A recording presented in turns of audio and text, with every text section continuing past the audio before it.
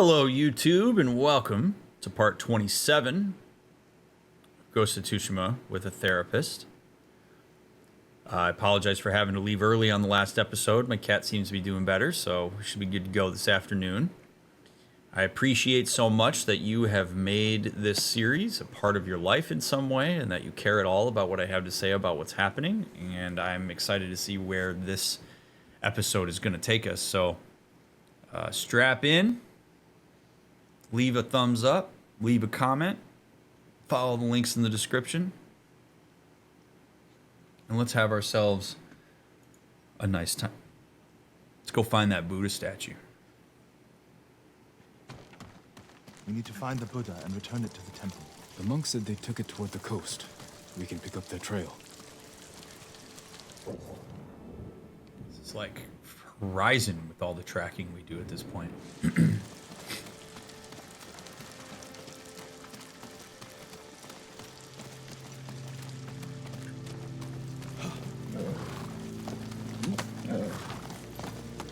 You're angry. How can you tell? You're not talking.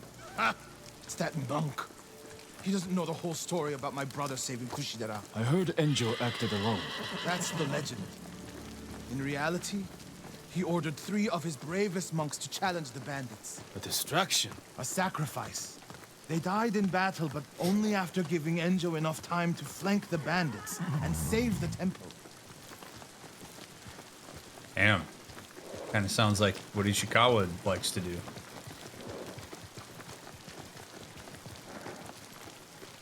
So, man, all right, we're off to a good start here. So this is part of the complexity of why when we talk about legends and legacy, we have to be very careful. Because who controls that? Who controls the tale? Like, if the legend is that he went and did it himself, that's pretty shitty because it gives a lot of credit to one guy. If he threw 3 meat shields at them, whether consensually or not, the lack of recognition of those 3 people in that legend, I would argue, is problematic. Because it further cements the idea that, like, these big enigmatic figures are the ones who are doing everything, and they're to be lauded, or they're to be celebrated and seen as like larger than life. Who cares about the little guy along the way? Oh, Ishikawa got Tomui. Who cares about the trap that was set up for merchants along the trail? You know, Shimura was able to do X, Y, and Z, and you don't think about it. On whose backs was it done? Now, I realize, like, Enjo didn't exactly decide what the legacy of that was going to be. He very well could have come back and said there were 3 people that helped me, and we need to make sure that they're always remembered and they're honored and all these sorts of things. And maybe he did that, but yeah, man, like, if you're Jin and people are like, you're the ghost of the island, and that's awesome. If Jin was to never acknowledge that Yuna nursed him back to life after the beach, you know, that's kind of shitty. It's like, yeah, well, I couldn't have done it without X, Y, and Z. Like, give people credit where credit's due. It just further goes to show how high up on the hierarchy of needs you have to be in order for these things to matter to you, such that you're even willing to reauthor certain of these legends. And I'm not saying that this is like on Enjo and Norio here, but like when we talk about people like Shimura, people who really carry a lot of power and that's what they care about, they're able to dictate and control the story however they want to do it. And it sucks for people that were involved. If you knew one of those 3 people and you knew they were a meat shield and they never get recognition, that may seem pretty shitty to you, and it may make you not feel particularly drawn to that leader if you know the real story. But if you don't have the real story because it's been disseminated in a particular way, you're likely to look at somebody as heroic when they really aren't. That's the power of representation. And that's why it's incredibly important to understand who controls representation across the island at large.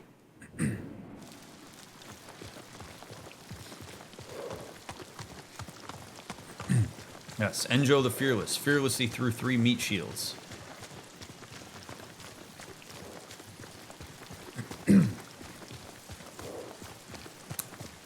I mean, it's great that he helped and stuff. Like, I'm not trying to negate his accomplishment there, but if he didn't do it alone, it's okay to acknowledge that. If you completed a big project at work and there were a lot of people that helped you out with it, it's okay to acknowledge that people helped you out with it. You should do that. You should give people credit where credit's due. I don't put these videos on YouTube. Sean does. So Oh, shit. What happened? I was following the Mongols to beg them to give back our Buddha where did they go? out of the forest to the hills. May your next life be more peaceful than this one. He gave his life for his temple, like my brother. You will do the same. Buddy? Oh, it's such a fascinating proposition.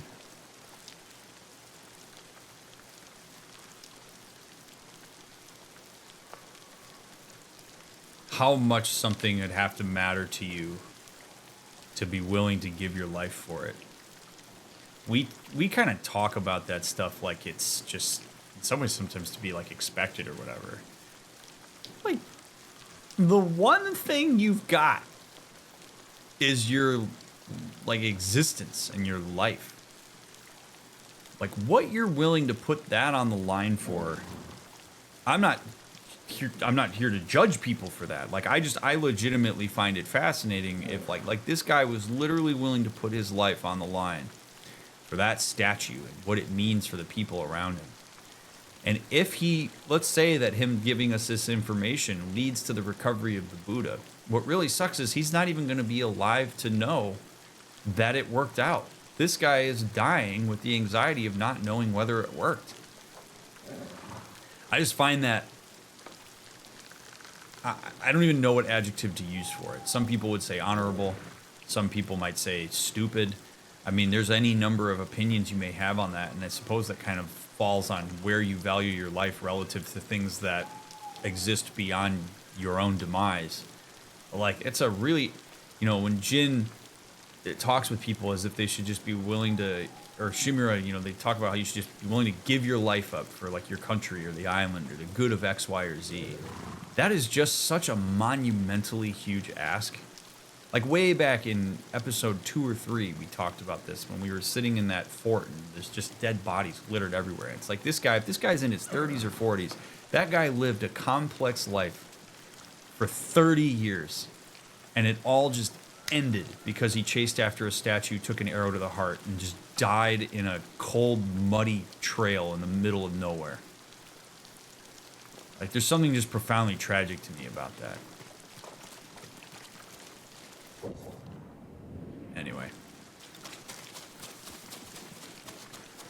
A Mongol camp. The statue must be there. First, we punish them for attacking the temple. Send your best warrior. I'll fight him in the bush.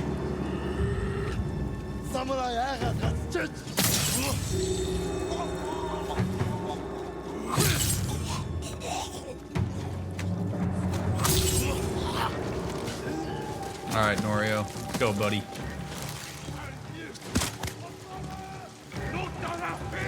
Am I out of arrows? I am. Okay, well, that's gonna be.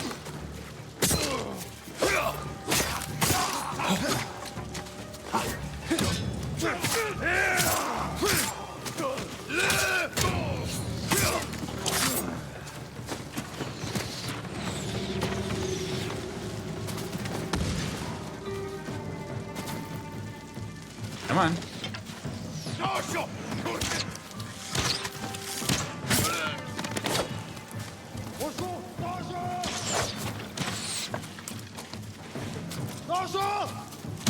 Oh, didn't think he had the angle.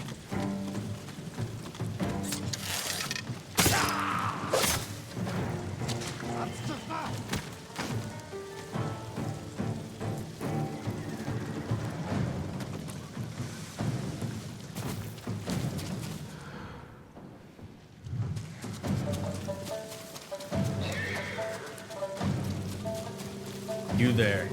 Oh, there you go. Ready? Look for the statue.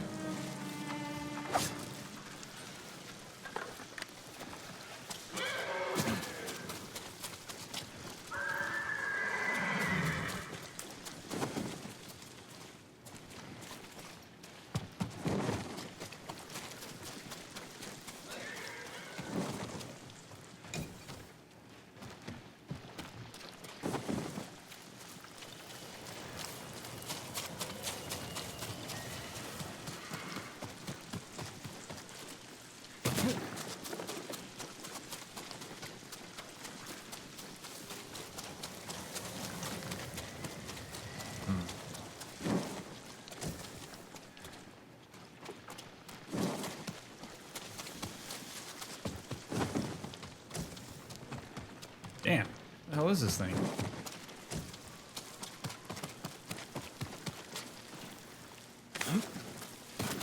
Norio, what do you say, boss? See anything? There it Oh. is! Carved from a star that fell from the heavens centuries ago. Beautiful. There's nothing else like it on the island. Let's get it back to the temple. Oh, I wish we could pull the cart and have a Angel conversation. became the guardian when bandits attacked the temple. They came for this statue. It's priceless. Probably survived many such attempts. How many more people have to die protecting it? You want to let it be stolen? No. But the temple is filled with treasures. It provokes greed and envy. Lord Shimura brought me to see it when I was a boy. I was sure the sculptor must have met the Buddha in person. When I was a boy, my family traveled here to make an offering for the new year. That's when Enjo and I decided to become monks. I used to know what I fought for.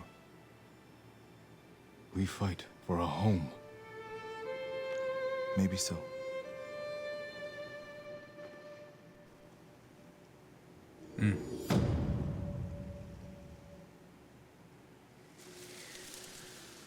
You know, Norio makes a really good point. This is another one of those things that I believe, you may remember a couple episodes ago, I talked about the bell curve of selfishness.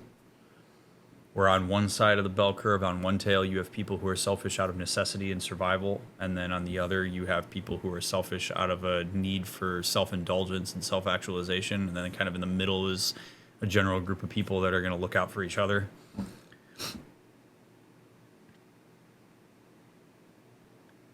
I would say that the need for symbols is another one of those examples of the bell curve. That, you know, take this Buddha statue, for example. This is a statue that carries great meaning, or, you know, Buddha himself or whatever, like spirituality, certain abstract symbols, spiritual symbols. There is a tendency for people on the, you know, lower end of the bell curve that carries meaning, if for no other reason than it gives you something to attach a sense of hopelessness to, that you look at it as like, all right, yeah, my circumstances are absolutely horrific, but my spirituality gets me through it. Believing in something more helps me out, because there's got to be something out there. There's got to be a reason that I'm suffering. There's got to be X, Y, or Z, an explanation for all of this that I'm dealing with. And so, you know, a person who is poor and destitute may look at the temple and the Buddha statues and stuff, and that may carry meaning as a way to propel themselves through all the struggles and adversity that they have on a day-to-day life. And I don't think that's necessarily a bad thing. But it's a different vibe than the other side of the bell curve, where you have these symbols and things that seemingly matter for, again, purposes of like self-actualization. Purposes of like honor, code, legacy, culture, vibe, etc. But Norio brings up a really interesting point here, which is, I think, addressing the middle of the bell curve, which is, do these things actually matter if they're going to bring pain and problems to the people around us? Is it a good idea for us to hold these symbols in such high regard if we're going to have people chase after them and die? Or if we're going to have these temples and things raided and people killed because the Mongols are trying to take them over so that people freak out and don't have their things that they attach to in times of significant adversity? I mean, that's a real legitimate question to ask yourself.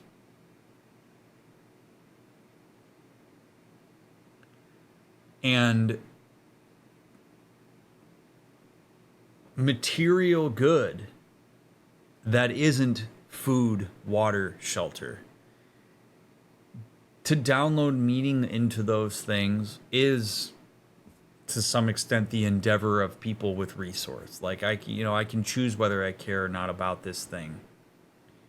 I mean, anybody can choose whether they care about this thing, but it's sort of like, does this matter? Does this actually matter? Does it matter because I've decided that it matters to me? And at what point does that decision that it matters to me conflict with the good of the people around me? So like Norio and the monks, I think, kind of exist in that middle section of the bell curve where it's like, I care about the good of the people involved. I realize that this statue means a great deal to a lot of people, but if it's going to lead to death and destruction and attachment and all sorts of stuff, that's not good. We maybe want to rethink that, and I commend him for thinking that way. At the end of the day, that statue is just a statue. It is just a hunk of rock that was sculpted to depict somebody in particular. I care a great deal about art. I like art, so don't be coming at me with like DrMick doesn't appreciate art. Yes, I do. I believe art is very important for the human condition. But when you start to invite in some of the lower aspects of the hierarchy that matter, art becomes something that is not necessarily essential here. That is a rock that is carved. That is not actually anything. Humans have downloaded the symbolism into it, like we do with anything else. I'm not trying to piss people off here, but like a rosary is just beads and string tied together in a particular way that when completed, it has some degree of spiritual meaning to Catholics and Christians, and to wear it or to break it or whatever. The American flag, it's just cloth that's painted in a particular way. We as the humans decide that if that touches the ground or is burned or whatever, that's a bad thing. But like ultimately, it's just cloth. So all of a sudden, do you care if you may care if you're at your whoever in your family's military graduation and there's a flag that a person's carrying, or you're at a Boy Scout meeting, as I was once, where it was so heavy that the kid is kind of like trying to hold the flag up and it touches the ground and people start freaking out about it and saying it's a big deal and how disrespectful and all this shit. But if all of a sudden you're at your graduation and you're holding a flag and somebody comes in with a gun and starts shooting it up and you run away and drop the flag on the ground, does that matter as much anymore? Are people going to get incensed about the fact that the American flag touched the ground because there was an active shooter? Probably not, right? So there's relativity to the way in which we inject symbolism and meaning into things.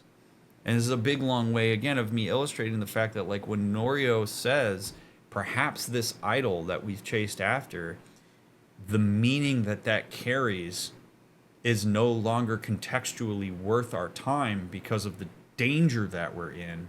That's a very high-level reality check that I certainly appreciate. So, I go into this big, long diatribe about this because I really believe that it's important for all of us to critically examine the things that we hold in high regard as symbols. Like, to really think about, like, what are the material goods that you inject a lot of sentiment into, and at what point does that sentiment become more of a privilege than anything else? Worth looking into for yourself, because there's really no objective reality around that.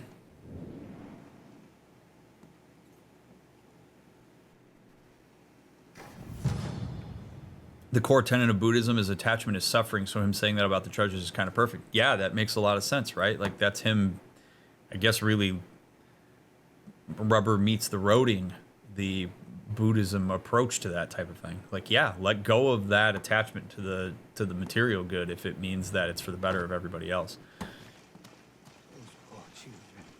Jizo must be busy.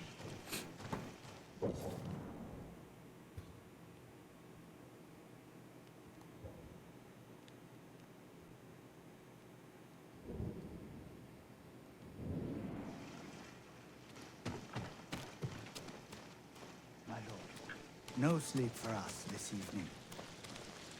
Sorry to hear that. Clear up this rain, huh? Yesterday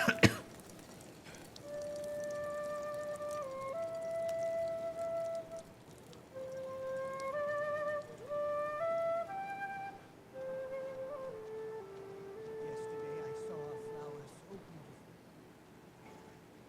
Smile. Even your own suffering. This is freedom. I hope Abbot Kome is safe. The abbot is from Cedar Temple. Why did he come here? To help resist the Mongols in Toyotama. But when they attacked, he escaped. The battle was chaotic. Might be difficult to track them. There's a farm nearby that supports the temple. We'll start there.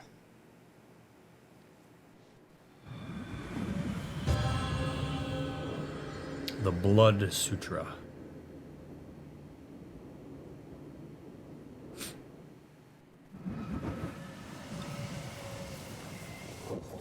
Alright. Reach Koshimitsu Farm with Norio. Alright. I was there. The Mongols had taken it over. But I put an end to that. Then the abbot must have found shelter. This reminds me of another time Abbot Kome went missing. The temple was divided by a feud between our senior monks. What were they fighting about? I don't remember, but it seemed important at the time. The abbot disappeared for a week. We dropped everything to look for him. What happened to him? He hid from us on purpose. And we stopped fighting in order to find him. He's a cunning leader. Another time, my brother and the healer, Hochi, were fighting.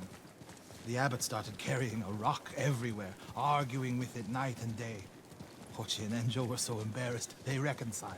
How did your brother feel about the abbot? Enjo respected him, like a father. If the Mongols capture the abbot, it could work out well for us. It sounds like he tricked them into giving up the invasion. You're beginning to understand Abbot Kome.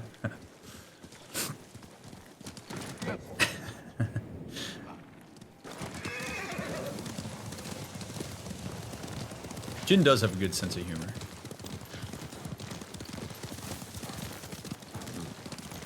I do appreciate that about him.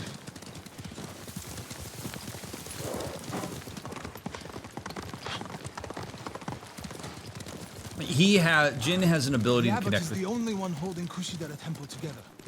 If something happens to him, the monks will abandon Kushi. I'm sure we'll find Abbot Kome there. That's interesting. I was gonna say I appreciate Jin's ability to kind of like reach people. Like, I think the ability to find humor like that is definitely dependent on your attentiveness to what people are bringing to the table. I find that last little part there to be pretty fascinating, right? Like the idea that this guy is holding the temple together and that if something happens to him, it would disperse. Seems like a real point of reflection on that. Like, if you have something where one person is holding it together, is that thing actually structurally sound? Or is it more about whatever meaning that person has or power they're able to exert on that context? Like, I think there's real opportunity for like observation and reflection on what something is if it's that much of a house of cards. Fire! Coming from the farm.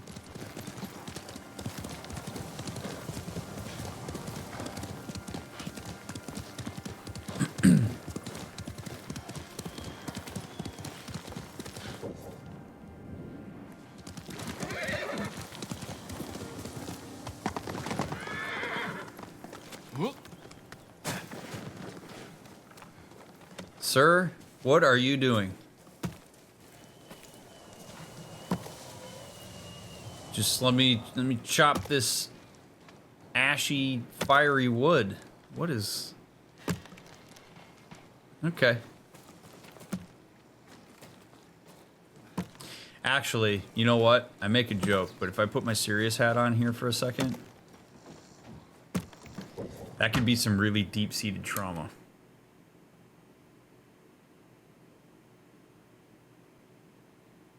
Like, seeing a person stare at their burned down home and hack at it with a hatchet, that just,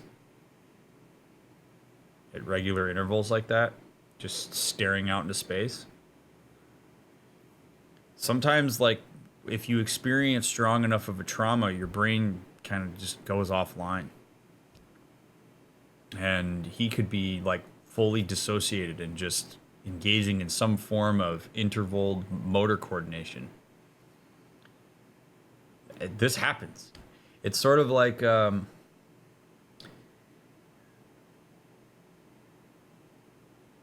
think of it as, I mean, this is the example that comes into my brain. It's like, take like 9/11, like people who came out of, who were able to get out of the towers and are like covered in ash and stuff, and they're just kind of like wandering around. Or like you know, if like a person is in the streets of New York and they're covered in ash because of all this happened, and you kind of like walk into a space, like a store or something, or a restaurant, and you just kind of start like rearranging the napkins on a table while you're just 1,000-yard stare covered in ash. Like, that happens to people when they undergo massive trauma. It's like a brain reset where you, yeah, I guess like blue screen. You just, it's like the dissociation is real, and you're left to just these like real monotonous texts that don't really make much sense in the context of that. So like this guy hacking away at that wall actually does fit within the traumatic context of what's happening on the island at large and also in these small towns. So like, yeah, it's probably some silly little game thing, but like there's like this guy just, he may be in shock and he's just doing something that feels like he's controlling something. You control something stupid because you lost complete control of your entire environment. And that would be very sad.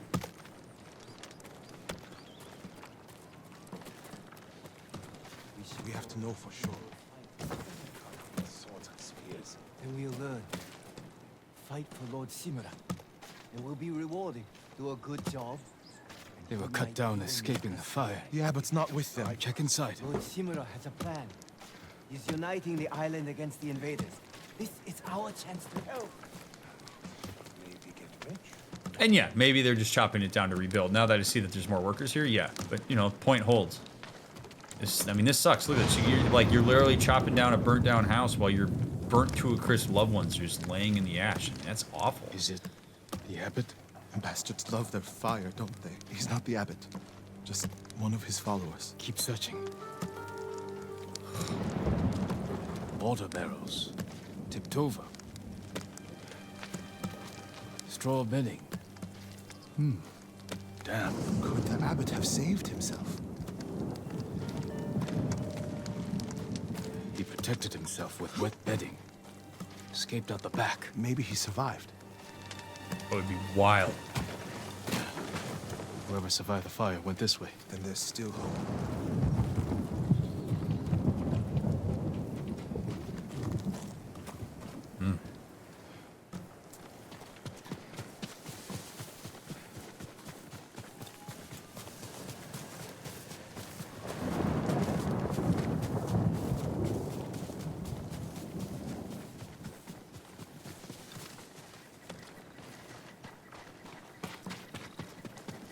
Footprints are heavier, farther apart. He was running.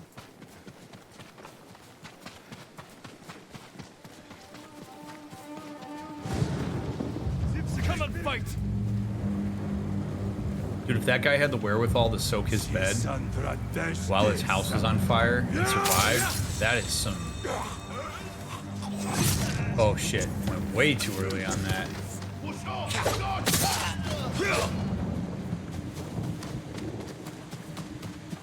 Always the archers, man.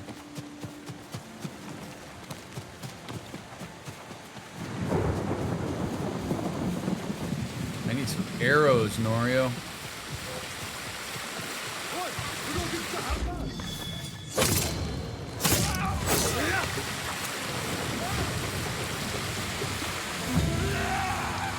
Norio die? What? Come on, dude.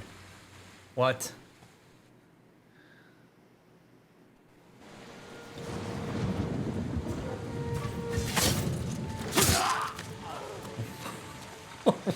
What? You couldn't hold your own for like a second, bud? Best warrior.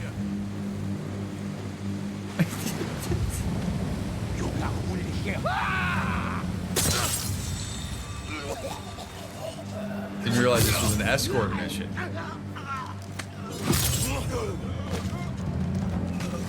All right, come on, glass cannon.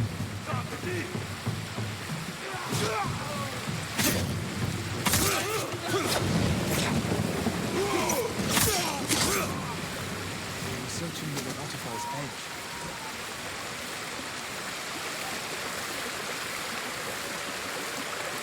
Did Buddy Boy jump? More blood. He jumped down.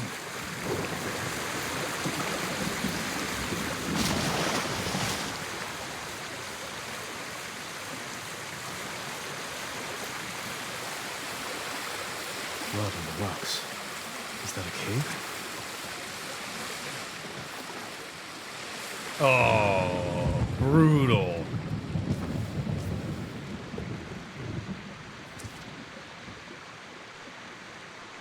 No. Is he?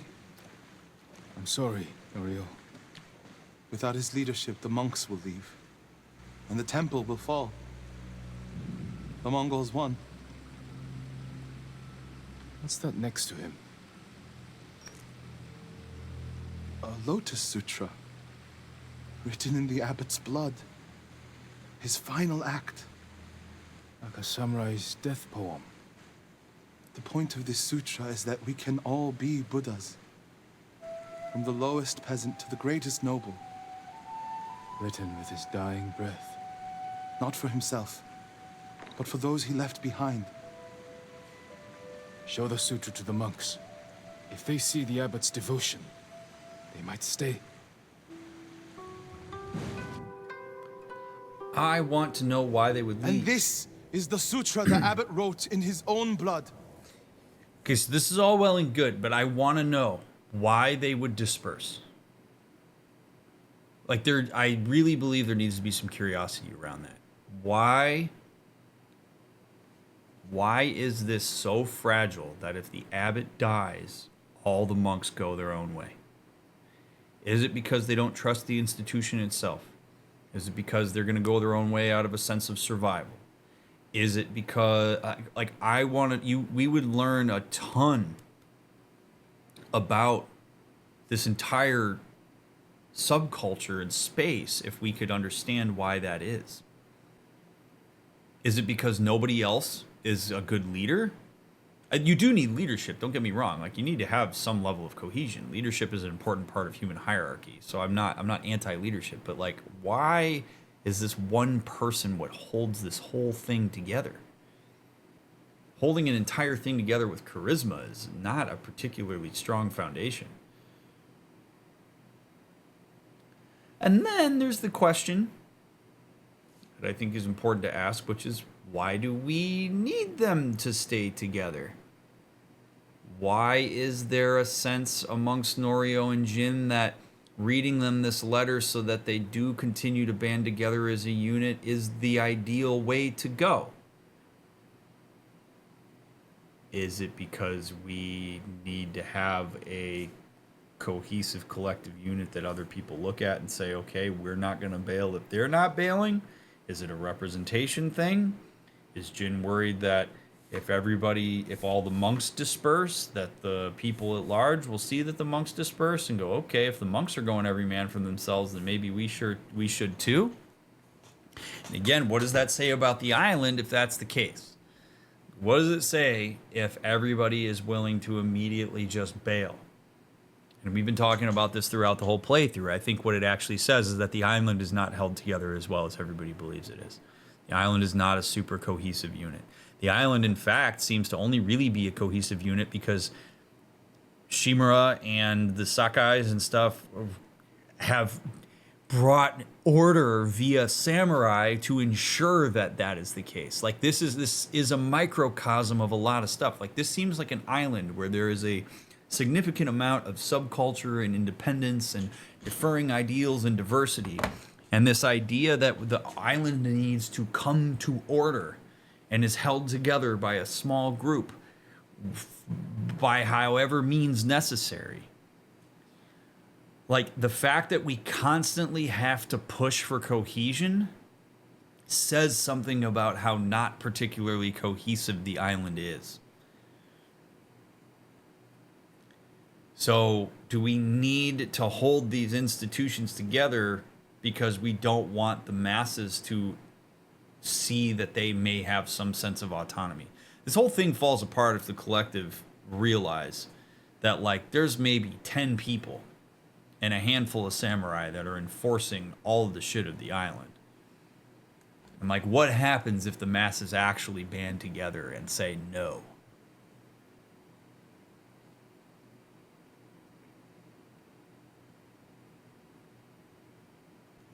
A final act of devotion. A call to stand up to cruelty. A call to stay. And oh, yeah. I mean, that's the thing, right? Hoten Khan knows that. That's why he's a great villain. I don't think that the Khan is going to come in here and say, I'm going to turn everybody against each other if he didn't already recognize that there were fractures. If the island of Tsushima was ironclad and was the, locked hand circle kumbaya island that Shimura seems to think that it is, I don't think he goes in that direction. He'd be like, nah, man, you can't touch Tsushima that way. Like, we're going to have to come in with just an overwhelming force and just decimate them if we're going to do this. We can't be playing games with fracturing them. Or he might say, you know what? It's a tiny island. We got bigger fish to fry. I'm going to just kind of let them do their thing. And I'm actually going to give you a real world example. I think is a perfect example of this. I don't know how many people watching this playthrough, whether live or in the future, are familiar with North Sentinel Island.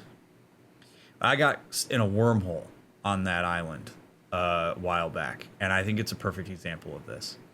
For those who don't know, a brief overview of it is North Sentinel Island exists, I believe it's in the Indian Ocean, and it is an island of people that are basically completely disconnected from the rest of the planet. Like they're like tribal. There's not really any technology. It's its own like isolated bubble of ecosystem. And through the years, there have been attempts from people to go to the island and try to interface with the North Sentinelese, and it doesn't go well. They throw spears, they kill people. There's some guy that wanted to go preach the gospel of Jesus Christ to the people of North Sentinel Island, and he got like 2 attempts to do it, and they eventually killed him. And now, the way that it's actually illegal to go there. It was basically decided collectively that like we're gonna leave the North Sentinelese alone. Like, we're not going to attempt to engage with them. We're not going to try to influence them in any kind of direction. They've survived however many generations on that island doing their thing. We're going to let it go. And the reason for that is because they are so cohesive.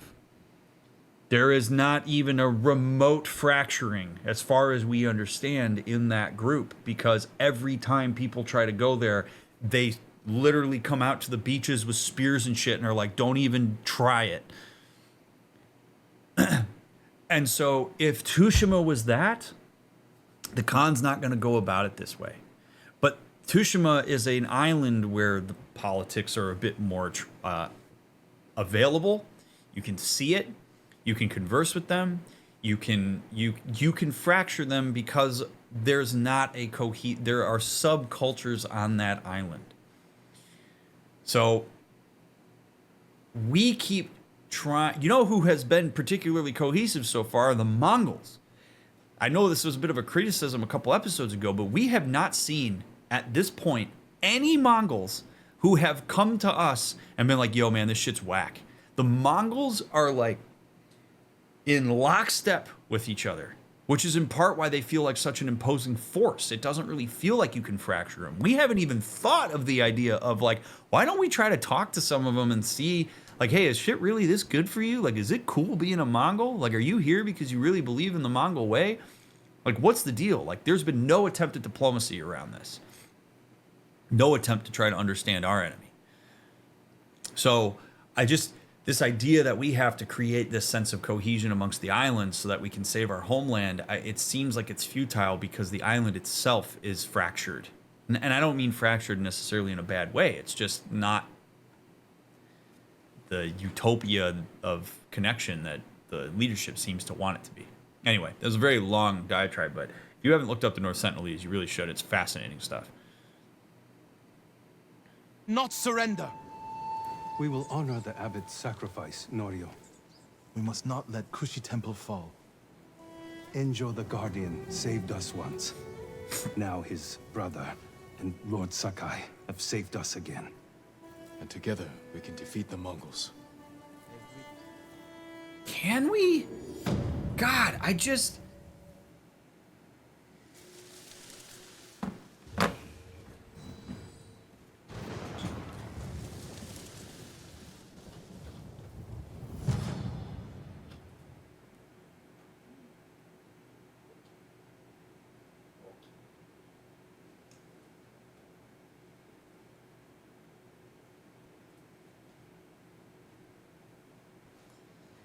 Apparently he's been laying at my door like for the last like hour and a half. So you can come hang out with us, buddy. You can come lay with us. Yeah, I love you, and you're the best, and I want you to be comfy.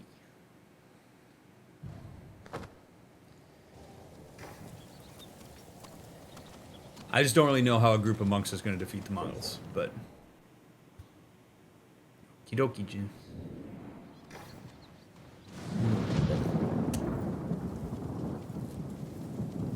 Hi. My lord!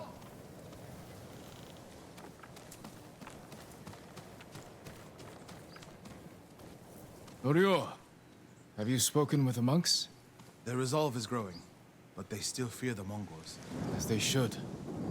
Where is everyone? At the river, bathing, washing clothes. Who's that coming to the temple? Look, a Mongol who wants to die. Oh shit. He's alone. See what he wants first. Speak of the The devil. Ghost, and the brother of the Guardian.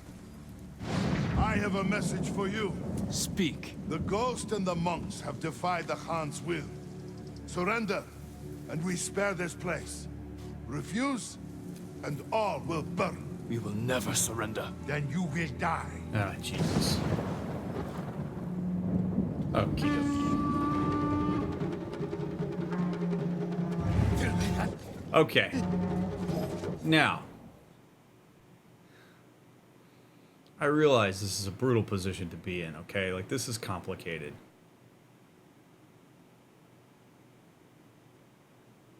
If you're one of the monks sitting at this temple, watching this exchange happen,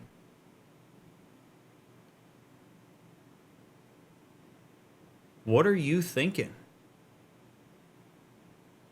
And this is not a binary. This is not a, I don't necessarily believe that if we surrender, the Mongols are going to be like, all right, guys, cool. We'll leave the temple alone. We're going to go about our way. Here's some food and supplies. Have a good one. Like, I don't believe that necessarily. But also, if this dude's like, I'm going to bring an army in here. I don't, it's a terrible position to be in. It's like, what do you, like, Because there's a part of me that would look at that and then watch Jin and Norio be like, nah, man, we're not going to surrender. And then that guy blows that horn. And I'm like, whoa, dude, if they're going to bring an army in here and just completely destroy my house and everything involved, and they have the power to do it, and we don't have the power to defend ourselves, what are you doing? Why are you not talking with this guy? And I think that's what's frustrating here. This guy came alone. This guy actually came, I guess, with some desire to converse with us about this. And instead, we're just like, no. It would be interesting if Jin was like, hey, yeah, I am the ghost. You've seen me decimate your forces over and over again. You've seen me, I have taken out entire camps of your men. I'm down to talk if you are. Like, he could use this as an opportunity to try to start that conversation. If that guy's like, no, man, I'm not here to talk. I'm here to threaten you and tell you to take it or leave it. Then, you know, we'll see. But, like, we don't even make the attempt. That is my beef with this. Jin doesn't even make the attempt. He just goes, nope, not surrendering. Do your worst. I don't love that if I'm watching my leadership do that. I don't love that. Oh, God.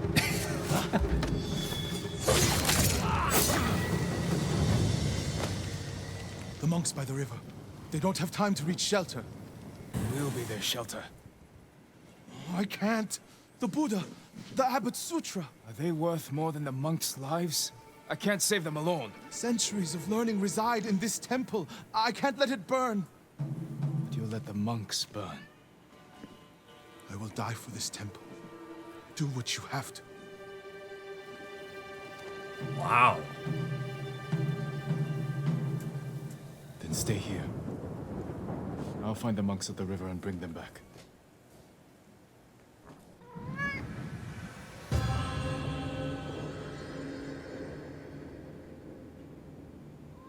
The end of suffering. Yeah, you don't like what Norio just said, do you, buddy? Yeah, no. So...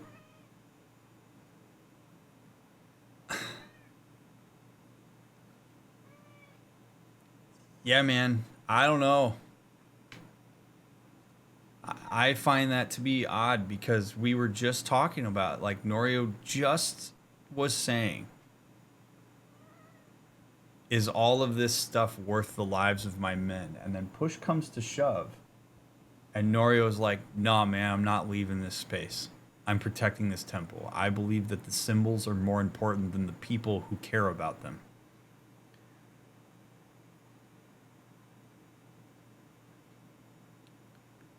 Which leads me to just wonder, like, dude, what do you think the, like, lasting impact of continuing, like, does this stuff matter if nobody's around to appreciate it?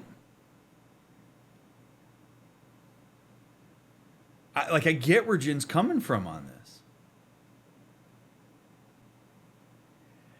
But I don't, for whatever reason, I have a hard time believing that it's just that. Like, there is a part of me that really wonders if... there's a part of me that wonders if this is a proxy for some form of extra anxiety that Norio has about something. I don't know if it means that he's worried about being seen as like a replacement for his brother, or if he goes down there and saves them, now all of a sudden it's on him to be a leader, and I don't know if that's something that he wants to take on. I mean, there's any number of things that could be going on for him, that this is a proxy for how he can divert some of that anxious energy. I don't know. I'm really surprised. You know, is he insecure about his ability to fight? Is his spiritual doctrine something that he sees as being more meaningful than material good in the physical world that he's currently in? That very well could be. I mean, there are certainly like religions and certain like doctrines that would say that, like, you know, if given the opportunity to sacrifice yourself on behalf of whatever we've determined matters, then you do it. And maybe that's part of it for him. I'm fascinated that he went from, I don't know if I like this statue being here because how many people are going to die for it, to, you know what? I'm actually not going to go save people that are actively in danger because I care more about this. I mean, that's his prerogative to go in that direction. But there's just so many more questions that I have.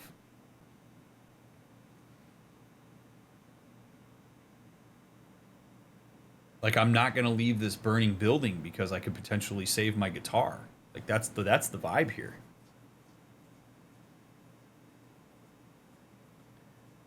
And I realized that, you know, the temple itself and some of these writings and scripture and stuff is attached to his identity. So it's not like he sees himself as fully autonomous from the temple. So I get it. It's just it is harder for me to wrap my head around based on the conversation we had earlier. That's all. Really interesting. Or maybe he just trusts in Jin's ability to protect his people and is like, you know what, I'm gonna let you take that on, man. I'm good. I got this. Maybe he wants to protect the legacy of his brother. Maybe he's worried that if he doesn't preserve things the way that they're written, people could start using word of mouth in the way that they talk about his brother, and it perhaps tarnishes the way that his brother's remembered. I mean, there's a 1,000 different directions you can go with this. Mongols coming! Get away from the river!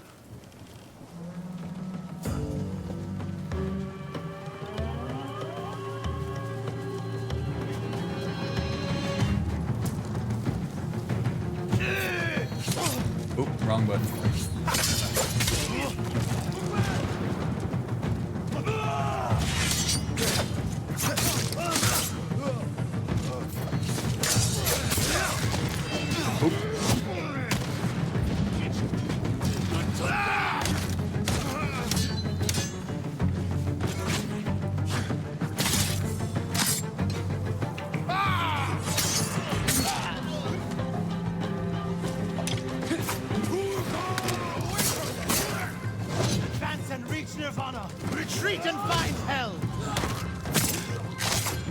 Oh, Norio decided. Is that Norio? Oh, he did decide to show up. Attaboy.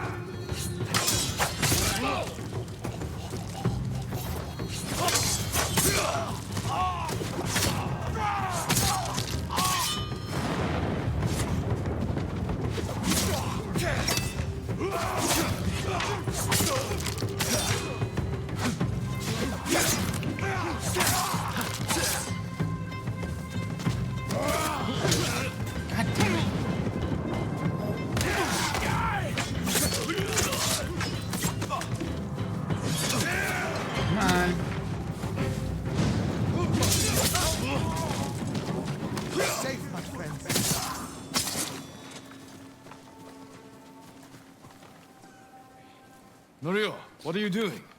The temple's undefended. Temples can be rebuilt. Lives can't. We'll defend the monks at the pagoda. Lead the way. All of you, come with us. So he came too. Sometimes that's all people need, is a second to think about it. Come on, oh ye naked monks. Let's go defend that temple naked.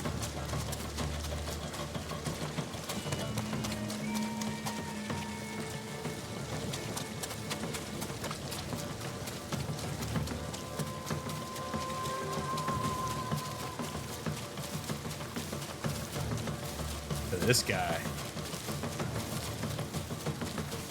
Thong samurai guy. Naked thong samurai guy. He's not a samurai. Naked thong monk guy. Oh baby, here we go.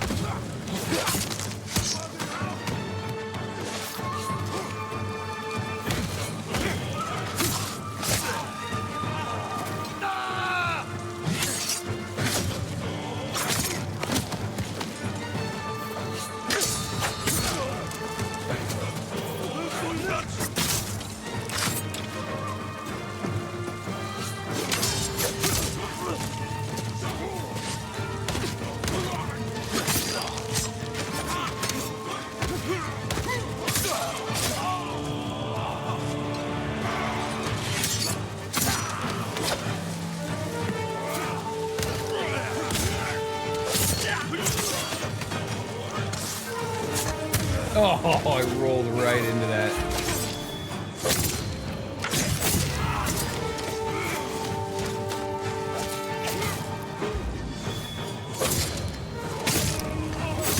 Oh, yeah. God, that is so satisfying.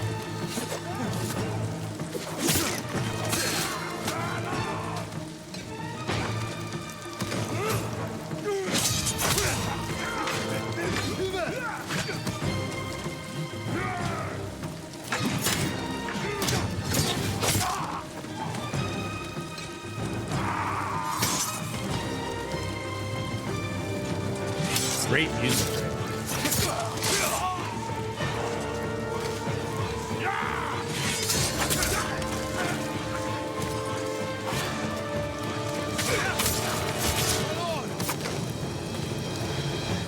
Good Lord.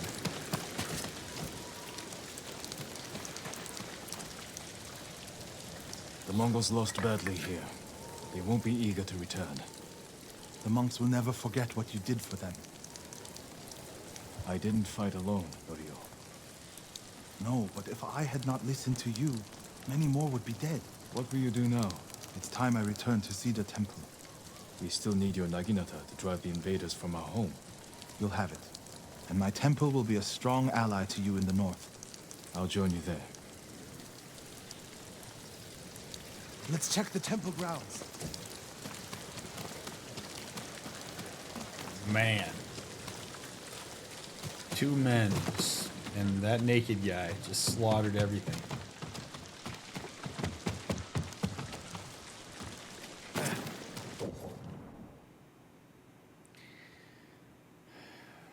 I have to give the game considerable credit for the power fantasy it facilitates, that's for sure. Go with Norio. Where did he go? The Buddha. Oh. Did they take it? My brother earned the name Guardian when he saved this temple. I wish we could have saved the statue. The statue's final lesson. Save what we can, but know that everything passes away. It's a worse statue when it's broken, but a better teacher.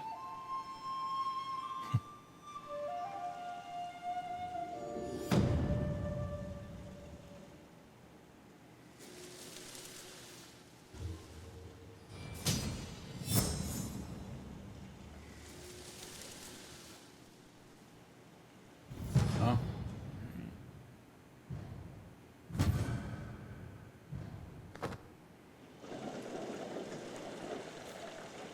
Damn.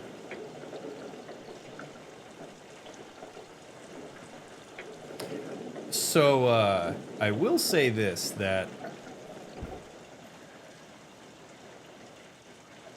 if you desire to have a really cohesive story that people follow mostly unconditionally, you generally don't want them to see religious and spiritual idols as just rock. So, from a spiritual point of view, it can be kind of tricky to handle something like this, because if you get other people to see some of these things as not having the meaning that you've determined that they have, sometimes that starts to blow apart their entire cognitive means of continuing to perpetuate the system you're trying to create. So it's like, you know, I grew up Catholic. It's like if you see the Eucharist as just, I mean, it's just a wafer that you bought from a supplier in wherever you buy the wafers from, and you don't see it as the actual body of Jesus Christ, there is a chance that a person might go, that's a little, interesting, okay. And then they have to do a bit of some extra gymnastics around it, where it's like, well, yeah, I understand that this is, you know, manufactured in a facility and blah, blah, blah, but it's what it represents, and that's fine. But if you have a person who is hooked because they genuinely believe that when they accept the Eucharist, it is the flesh of Christ himself, and you have circumstances inject doubt into that, that is wreaks havoc on systems that are really built on abstract philosophy. Religion being one of those things. So seeing the Buddha toppled and being like, ah, guys, it's just rock. After their entire lives, they've been praying to it and have seen it in a particular type of way. Yeah, not really great for spiritual cohesion. So I can understand from that point of view why you want to keep some of this stuff intact, particularly if you want to keep this institution intact. But again, it speaks about the fragility of the institution itself, right? That if you have an institution built on faith, faith can be strong, but it also can be quite fleeting and not particularly cohesive, especially when it's challenged. So a lot of complexity here in the way that this is all being navigated. All right, let's clear the rain up.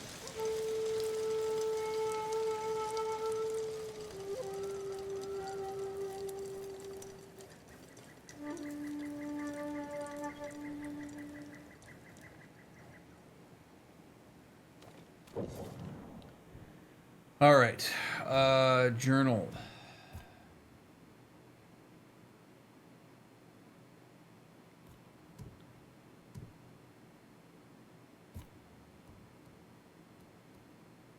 Man, we are moving along here.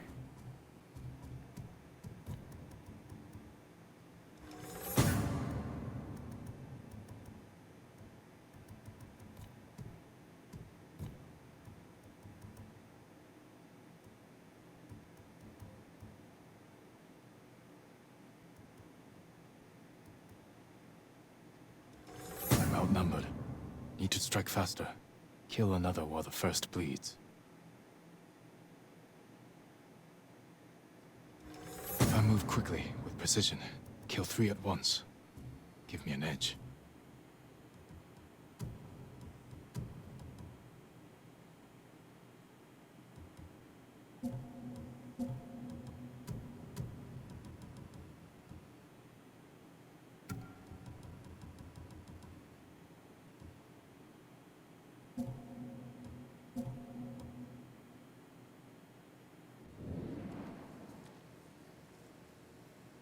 All these funerals. I'm exhausted. Gingy, I appreciate you saying that. All right. I'm gonna go. We're gonna go do Masako. Why not?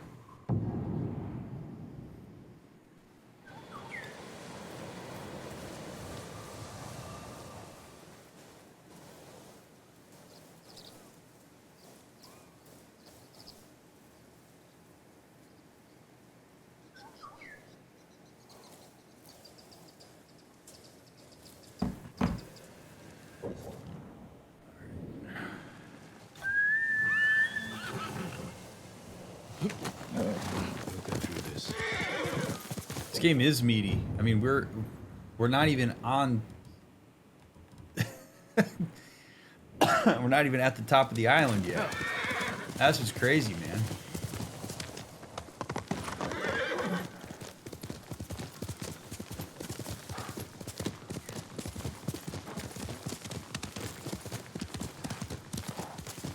I do appreciate y'all being here. Thank you for watching my videos and caring about what I have to say.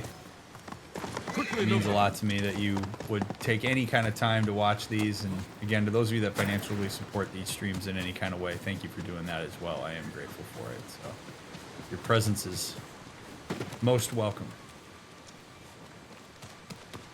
These red trees are very cool.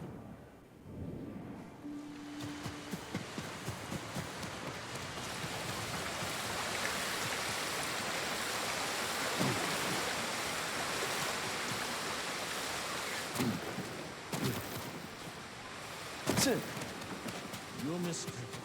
That does not sound like Kajiwa. You're a bigger fool than I thought. Jin, a word, please. Yeah, what's up? Oh, dude. This is like one giant Zen garden. This is awesome. Masako, what's wrong? A man named Kajiwara recruited the men who killed my family. His name is on the list. He lives in this prefecture. That monk knows where, but he won't tell me. Junshin means well. I'll talk to him.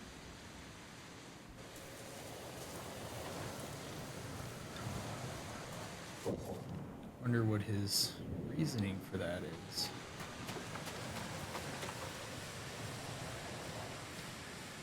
Junshin, it's good to see you. And you, Lord Sakai. Lady Masako and I are looking for Kajiwara. You know where he is. She accused him of terrible things.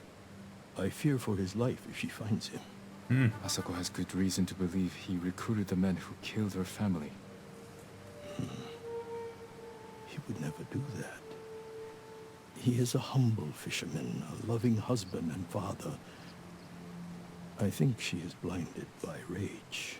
Junshin, I need to talk to him. As long as it is just talking. I can appreciate that guy looking out for his people. It's delicate, right? Because we don't know for sure. She has reason to believe. She doesn't have like proof. So Take the road from here to the coast. Kajiwara's hut is on the beach. she's operating on hunch and on a desire for vengeance. So I can understand this guy's reticence. When we go innocent until proven guilty, not guilty until proven innocent. Unfortunately, the advent of social media, that has changed quite considerably. But yeah, really, I think important for that guy to be like, yeah, I'm trying to protect my guy. Also, you can really see, though, the level of weight that Masako and Jin can throw around, because this guy's like, nah. And then Jin's like, yes. And he's like, okay. Well? We'll take the road to the coast. But here's the reason why, Masako. Thank you for your help, monk. Peace be with you, Lady Masako. Hey, Masako, so the reason he gave me the info is because we're going to go in there and we're going to talk, not because we're going to go in there and betray his Can't trust. imagine what you said to Junshin that I didn't. He doesn't even try to hear me. It's like talking to a stone. I think he's afraid of you. Afraid? Why? You can be intimidating. In our world, that is not a bad thing. We're hunting a cruel and vicious man. He was a retainer for our clan. Dependable and skilled, but quick to anger. We excused his behavior until the day I caught him beating his wife and daughter. The coward, hurting his own family. I dismissed him immediately. I offered his wife and daughter refuge in our house. Within a day, they'd gone back to him. It's not always easy. Especially when you think they'll change. Oh, yeah. Okay. Whoa, yee. Woo. Okie dokie.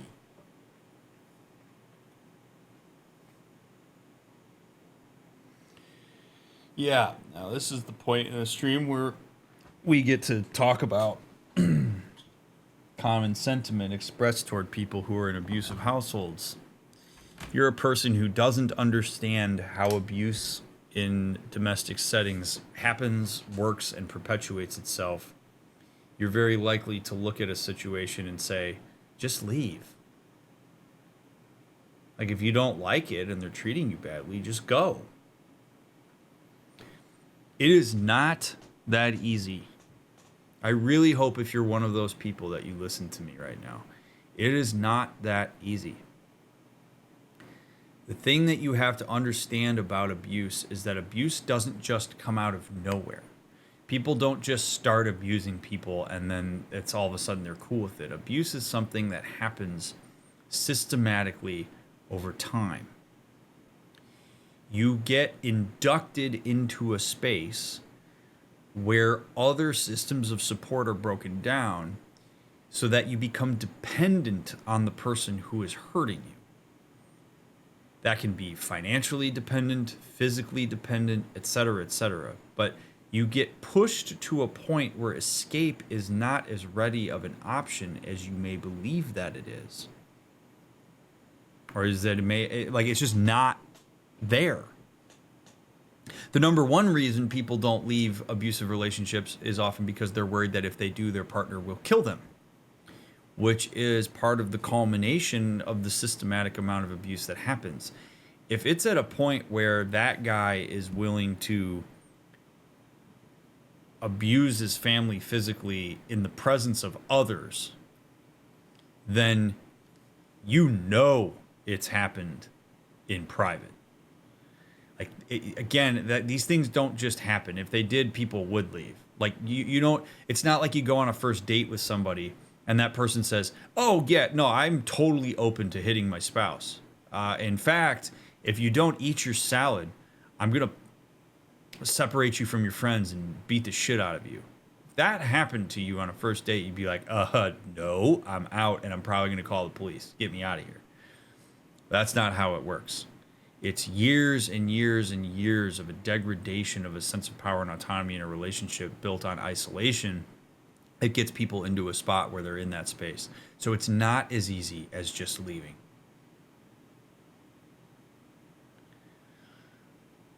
When Masako gave that wife and daughter refuge from him after getting rid of him, it was a very kind thing for her to do, and that's the kind of resource often that people need.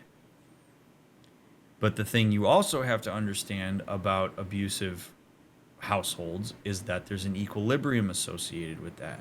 That is held together not just by, like, well, he's my husband. Like, that's held together by some sense of hope. The cycle of abuse, which is often talked about in these types of situations, often includes contrition. It often includes an abuser acknowledging, I see that I hurt you. I don't want to do that, or I did it because of, victim blame or whatever. But there is usually a recognition from the abusing party of the impact, which can give people a sense of hope that deep down inside there's a good person. We just have to figure out how to let that person be available to us more often. What are we doing that is facilitating this kind person turning into a monster? Like, these are very real narratives. Anybody who's been in an abusive household, you know exactly what I'm talking about right now. So when the wife and daughter decided to leave Masako and go back to him, there are any number of reasons why that would be the case. It could be a lack of trust in Masako's ability to protect them. It could be out of a sense of obligation that's been instilled within them for years. It could be that hope. It could be the idea that the system at large is misunderstanding him. He's not the monster you think he is. You know how many times in my 12 years as a therapist and 3 years on a crisis hotline, I've heard people say, he's not the monster that you think he is. You describe a person's behavior, you're like, that's abuse. Like, that is legitimate abuse. You should be afraid of that. We should be figuring out how to create a safety plan around it. And people will go, no, you don't understand. If you understood more, you would, like, that is a very real narrative. So, shaming people for returning to those circumstances is not the way. That is not going to be something that leads to a sense of empowerment and autonomy, because oftentimes people are so entrenched in that abusive context that they don't actually see from a non-involved eye what that looks like. And there's a lot of fear and control and coercion and gaslighting, a term I don't use lightly, that is involved in that process. It makes it very delicate, which is why, like, IPV shelters, domestic violence shelters, whatever, women's shelters, whichever term you want to use to describe them, it's why there's, like, real lengthy plans that have to be put in place in order to assist people in actually leaving these types of situations. So if your first reaction to that was like, wow, what an idiot, why would she go back to her abusive husband? You have to understand that it is so much more complicated than that. And you don't want to engage those types of sentiments in the world at large with this idea of, like, well, just leave. It's the same kind of, like, you sound just as ignorant to the complexity of it as anybody who says something like, oh, well, if you don't like your neighborhood, or you don't like your town, or you don't like your state, or you don't like your country, like, just leave. It's not that easy. It's just not that easy. So, Oh, you don't like being poor? Just don't be poor anymore. Oh, okay. Cool.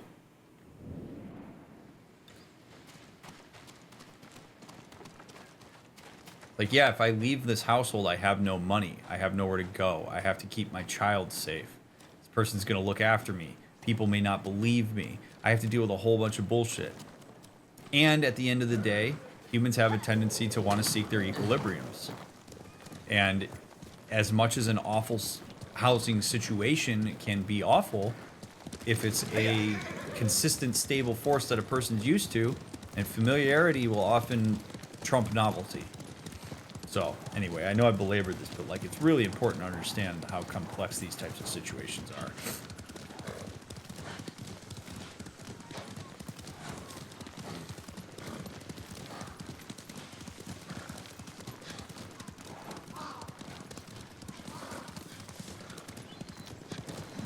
This path should take us to the beach. We'll leave the horses to avoid being seen. We should approach with caution. I don't want to put Kajiwara's family at risk. Attaboy, Jin. Attaboy, Jin.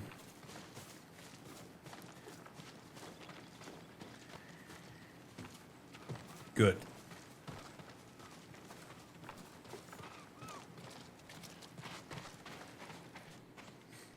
That must be Kajiwara's fishing hut. The Mongols found it. They may have already killed him and his family. There's a chance they're still alive. Let's go.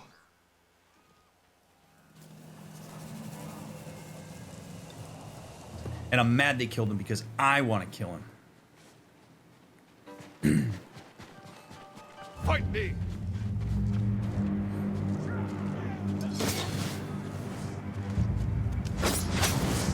She's worth any odds.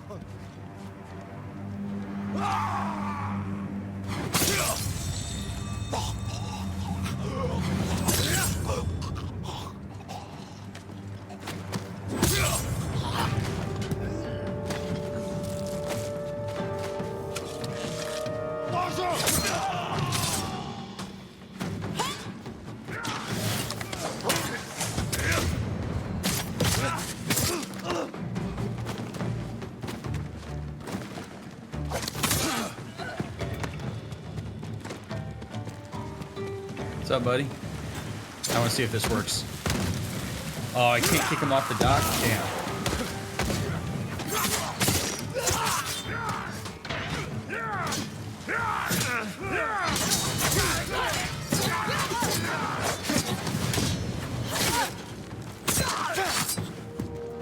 Don't see any more Mongols. Let's check the house for Kajiwara and his family.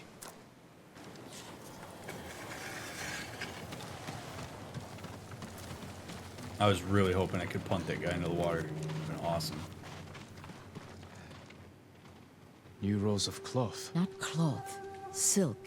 More than a humble fisherman could afford.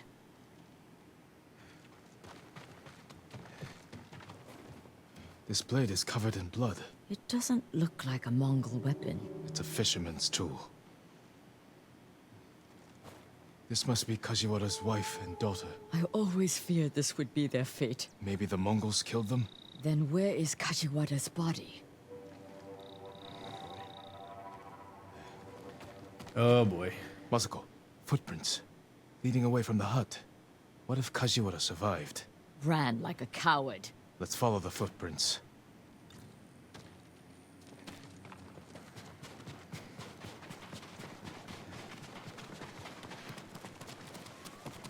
Kajiwara! Oh. Lady Masako! The Mongols attacked my wife and daughter. Quiet, snake! We know you killed them. Out of love. Better me than the Mongols. It's what they wanted. You sick... Jin! You recruited the assassins who killed my family! Who hired you? Tell me, and I will end you lovingly, like you did your wife and daughter. All I know is, he understood. Understood what? How it feels to be ruined by you. How I was driven to poverty. The toll it took on my family.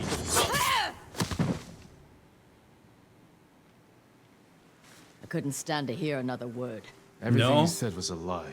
Except about being ruined by me. I know Sadao felt the same way. The conspirators are bonded by hate. The attack on your clan was personal. Organized by a rival samurai with a deep grudge.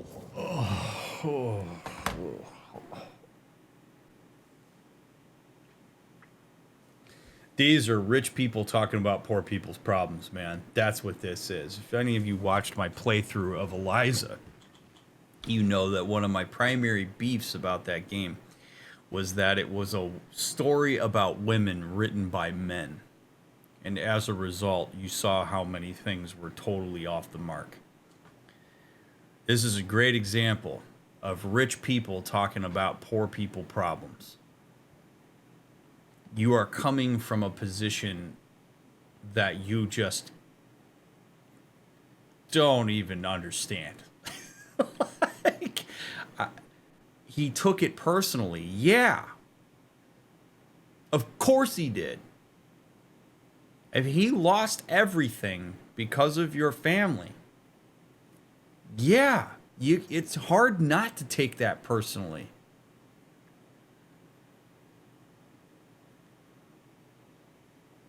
That dude's anger was real, man.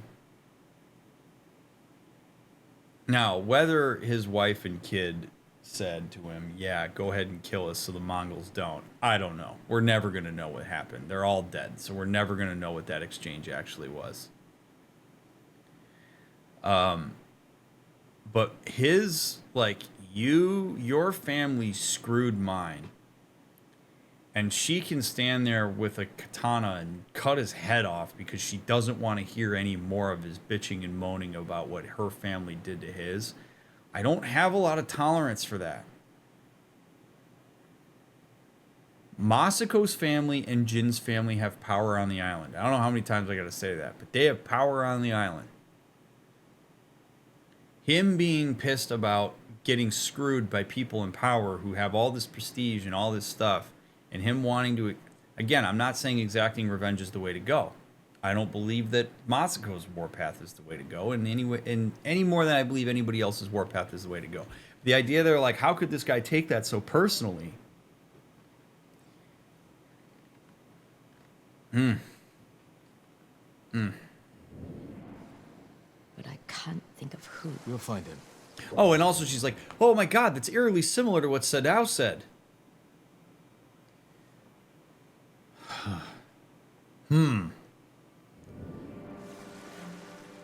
How could that be?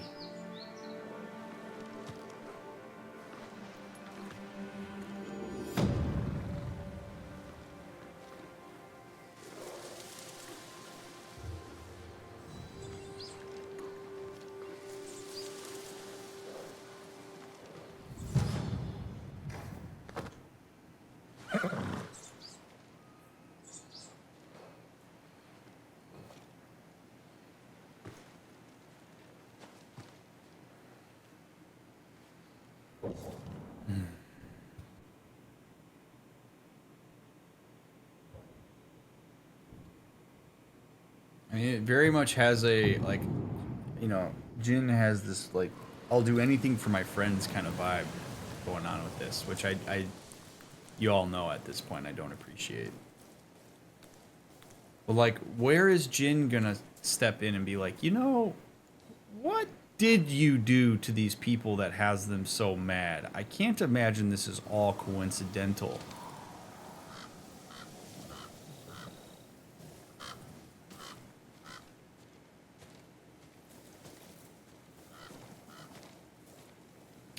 Could that guy's family reasonably consent to a mercy killing, given his abuse?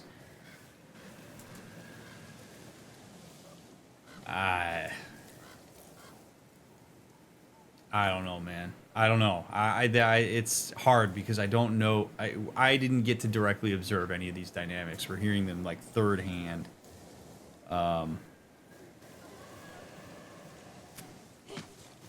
Where's Junshin? Lady Masako! Speak, monk! Please stop! Where is Junshin? Masako, what are you doing? Helping this monk find his tongue. My lord, help! Masako, let me handle this. Fine. But if you can't make him talk, I will. Just let me, please. I'm so over her in Ishikawa, man. I thought she was going to kill me. No harm will come to you. Jin. What do you know about Junshin? Junshin was helping survivors at Red Leaf Temple, but I hear the Mongols raided it. Then he's in danger. We will find him. Okay, so look how easy that was. Jin walks up and goes, "What's up? No harm will come to you. What's up?" And the guy just lets it out. Now, it could be because of who Jin is. But, like, Masako has got... How many times have we walked up and Masako can't get information from people and I can't? She has got to learn that her way of engaging this stuff is not the way. If I'm her, like, why does Jin keep getting information out of people? It's like, because I don't come in like a goddamn battering ram talking about how I'm going to cut your tongue out if you don't talk to me. I come in here and go, hey, like, what's going on? I'm not gonna hurt you. I'm just looking for information. Like, Jesus, man. And what does it say about her that she's able to just go in like that and do that, and there's no recourse for it?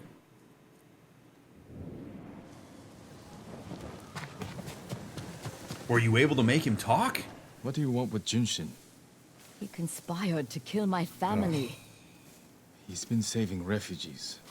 And his name wasn't on the list we found. Someone left him a note at the temple. It's identical to the ones the conspirators carried. Junshin was promised supplies for his relief camps. In return, he was to provide information on my whereabouts. It's just an offer. This proves nothing. It proves he had contact with the person who killed my family. We will get to the bottom of this. By talking to Junshin. You have my word. Good. He was last seen at Red Leaf Temple. Wow. I mean, wow. Look, Jesus.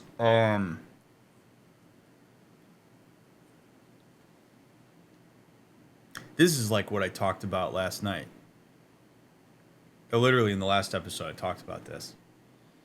Like, DrMick, if Masako is your client, like, what are you saying to her? Like, at some point, we've far past that point. I'm looking at her going, Masako, I get it. Well, I don't fully get it. Like, there's no amount of anything that is ever going to give me the opportunity to connect with the amount of pain you're in. Like, I'm never going to be able to get there. And I don't think anybody's going to be able to get there. Because nobody has had the experience that you've had. You are on an island in how awful all of this feels. That I understand. You are so heavily tunnel visioned at this point that you're willing to look at like a note as being proof that he made contact with a person that may or may not. I mean, you are so far in left field on this, believing that avenging every single person that even remotely talked to somebody who killed your family has got, like, at this point, I'm afraid that I might have bumped into one of them at the grocery store and said, like, hey, how you doing? I hope you have a successful and great day. And it just happened to be the day where success was killing your family. And you're going to think that I now deserve to die because I gave that guy an extra pep in his step at the grocery store. The amount of people at this point that you have taken out and that this has had absolutely zero alleviation on it is proof to me that the only thing that's going to make you feel better is something that's impossible, which is having your family back. This appears as acceptance. This appears as a woman who has accepted that her family's gone and is now trying to right the wrongs. But in my opinion, this is denial. This is deep, deep, deep-seated denial that she will never have her family back. Like, they're not coming back. You are on an island. You are alone. That sucks. That, however, is a reality that is workable. A reality where you somehow believe that if you destroy everybody else's family as a means to make good and avenge on the death of your family, you do realize that that's going to create a spiral, right? Like, you do realize that these people that you're going after are also going to have people in their families that are going to put a price on your head, like you just described has happened. If you, like, I can't imagine, like, it becomes more believable to me that she is part of a system that does absolutely go eye for an eye on stuff. Maybe goes leg in an eye for an eye on this stuff and escalates.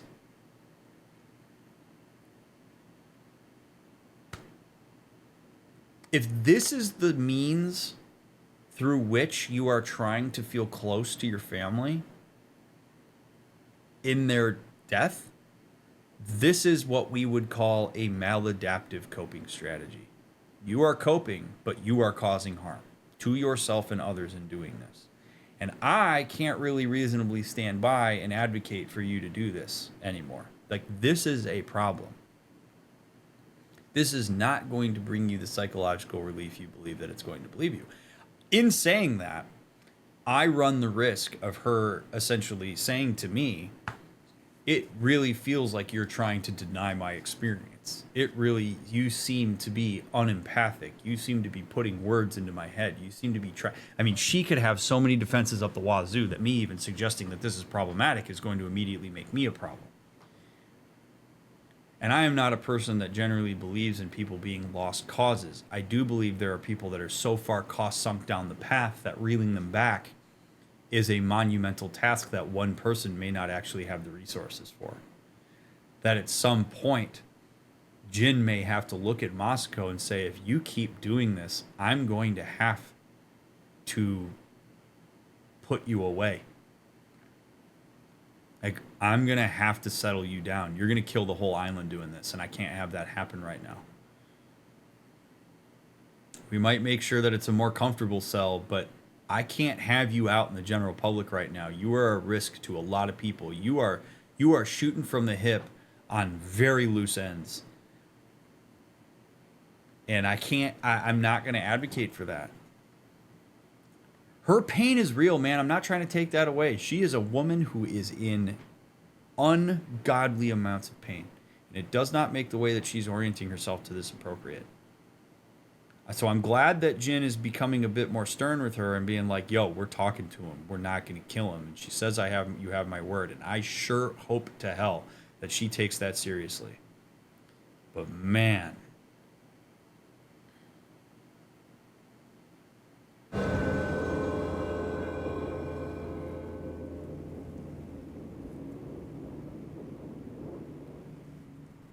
Let's go. Wait for me. Keep up. Oh. It's like talking to a wall. It really is.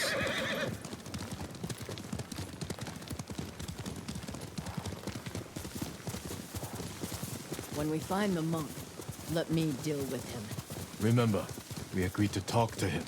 The men who killed my family talked with their swords. Masako, you will not kill Junshin until we're certain of his guilt. Your father was murdered.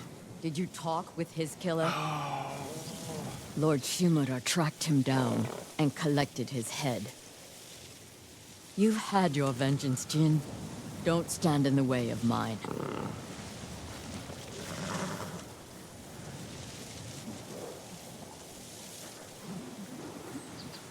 Friends, what you just heard from Masako is what we would call a false equivalency. It's a false equivalency. It's not the same. It doesn't mean that mine's better, by the way. It doesn't mean mine's more virtuous. But it is not the same. If we saw the person who killed my dad, if we saw that and we have proof that he did that, do I believe in death as being the answer? No, but whatever. We'll take the context into account here. We saw that, and then he was killed, right? Yeah, Jin saw that. That's right. Yeah, Jin saw the killer. Yeah. So like that was seen. We know who it was. And then Shimura went and had him killed. Okay. But Jin might say to Masako, not really, because I didn't kill him. My uncle did. Or whoever did. So, like, I don't exactly feel like it was avenged. I watched him kill my dad, and I didn't really get to do anything about it. He was killed by my uncle. Regardless, she is acting on a hunch, man. She's not acting. It's not like that note said, yeah, I killed Masako's family and I got away with it, and I will if there's not any meddling kids and a stupid dog. Like, that, she didn't get a note like that. This note is like, this guy harbors refugees. This guy is assisting the island. This guy's doing shit. And, like, he happens to have a note that is completely understandable in the context of the Mongol invasion of the island. Like, goddamn, man, that is not the same. So when you are in a place where you start using false equivalencies to try to make your point, it means you don't have much of a point. You are grasping at straws. At this point, I would much rather Masako say, hey, you know what, Jin, I'm just going to kill with reckless abandon, and I don't give a shit what you think. I'm going to kill as many people as I want to kill until I feel better. I would respect that more. Because it's honest. I'm in pain. I hate how I feel. I'm going to slaughter as many people as I possibly can until I feel better. Join me or don't. That's more honest.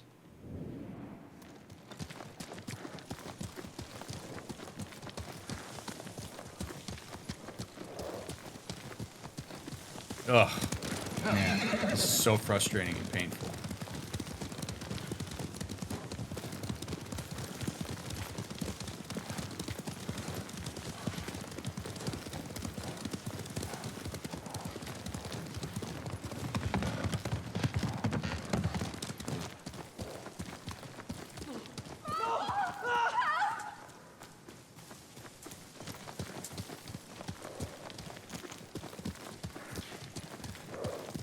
Well, that's my entire point, Snapdick, right? Is like, I don't think this is making her feel better either.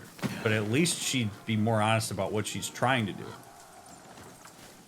No, of course this isn't making her feel better. Nothing's good. Unless her husband and her children show up and give her a hug and take her home, she's never gonna feel better.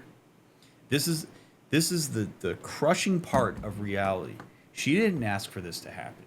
She didn't want this to happen. Every single person here watching this video, now and into the future, you have had shit that has happened in your life that was awful, that you wish didn't happen. Every single one of us has that. There's relativity to it, but every one of us has it. If you believe that part of the grief process is changing the thing that happened in the past, you will grieve miserably forever.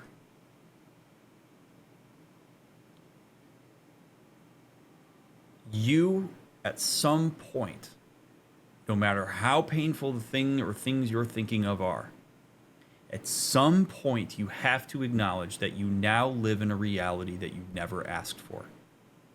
It's not fair. It was never going to be fair. It's bullshit. It's led to a whole bunch of issues that you have to contend with in your present day life. Again, none of it you asked for. And there is plenty of empathy to be had for that. But at some point, you have to acknowledge that and then influence your immediate environment differently and in a way that is going to move you on a path to facilitating health. It ain't going to happen overnight. There's going to be shit tons of stumbling blocks on this. But at some point, Masako has to get into a space of being like, my family is dead. The Mongols continue to live. It's bullshit. There are people on this island that may have been involved with it who get to continue to live their lives, and that's not fair, and I hate that. And I would say to her all day, you are absolutely right. It's not fair. And you are also torturing yourself by continuing to handle this in the way that you are. Like, you're becoming party to your own disdain at this point.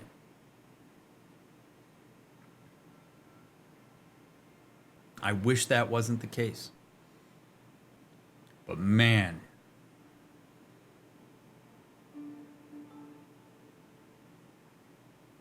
We don't see her getting more and more relieved as we get closer to this. We see her getting angrier and angrier and angrier.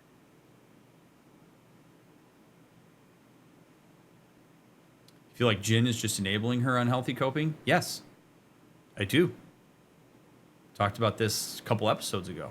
Yeah, at some point, Jin hitching his wagon to this, he becomes an enabler because he has power. Yes. She right now, this is the grieving person who is on a warpath and doing things that are unhealthy, and everybody in the family is just standing by, just kind of like, yeah, I'll take her to I'll take her to the oh my god. What the hell's the name of it? Why is it just dropping out of my mind? Oh, I'll take her to the liquor store. Yeah, she's been drinking incessantly and it's bad and she's causing harm to herself, but you know, she's grieving. I'll take her to the liquor store. Sure. Yeah, I'll slip you that bag of gummies. Yeah, I'll make sure that the razor blades are clean. I mean, these are the more real life examples that exist right now of things that people do that absolutely enable problematic behavior because people don't want to hold people in pain accountable. It's a very difficult space to occupy where you're like, yeah, you're struggling, you're having a hard time, and you're doing things that are really bad for yourself and for others. And I, by being party to it, am enabling it. Do I think she would do this on her own, though? Absolutely, I do. Do I also believe that there's a good chance she'd be dead if she did? Yeah. I think she has the ability to continue doing this because Jin has lended his sword. I'm not saying I want Masako dead, but that would serve as a reinforcement mechanism that would extinguish the behavior. As if, you know, when she was on that beach, if I don't intervene, I think she dies eventually. But yeah, you can be a person that sets boundaries with. So you can say to somebody, I see that you're in pain. I totally get that you're in pain. I hate that you're in pain. And I'm not going to enable the stuff that you're doing that's harming yourself and the people around you. I'm not going to be party to that. And I realize that, like, none of us are, I would hope, none of us have a friend in our friend group or a family member who's on a murderous warpath because their family was killed. Right? The more real life example of this is kind of the smaller thing here. Like, you know, a person is just drinking themselves into oblivion. And then that person says, give me the keys to my car. I'm going to go drive. And you throw them the keys because you don't want to make a grieving person feel even worse. Yeah, you're party to that. You've just enabled really bad behavior that puts other people at risk. And in this case, that would be like Jin being a police officer or lawyer that throws her the keys and says, yeah, go ahead, go for a drunk drive. That's what makes this even worse. This isn't just, you know, some random person at the party. This is a person who has real power in the island. This is the county sheriff throwing you the keys to your Mustang and saying, yeah, go ahead, go for a joyride while you're wasted. You're grieving. I get it. My husband was killed by a drunk driver, so I'm going to go drive recklessly. I'm going to run over every single person that was ever involved in this. And the sheriff's like, yeah, go for it. That's what's happening here. It's why I'm so frustrated by it.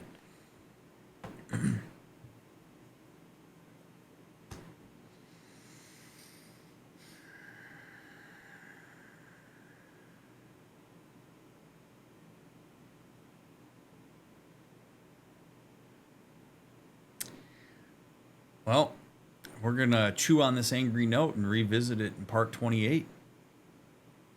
Friends, I appreciate you taking the time to navigate this island with me.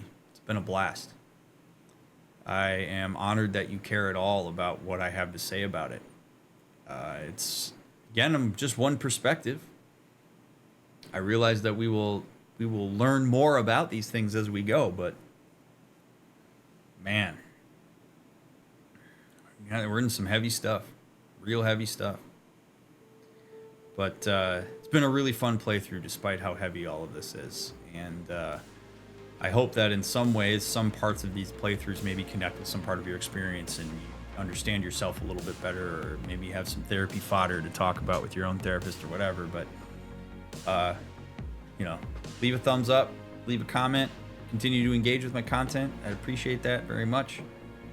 I appreciate you all. If you're binging, I'll see you right here in the next episode. If you're waiting for the next episode to come out, I'll get it out as soon as I can. You matter, and I'll see you in the next one.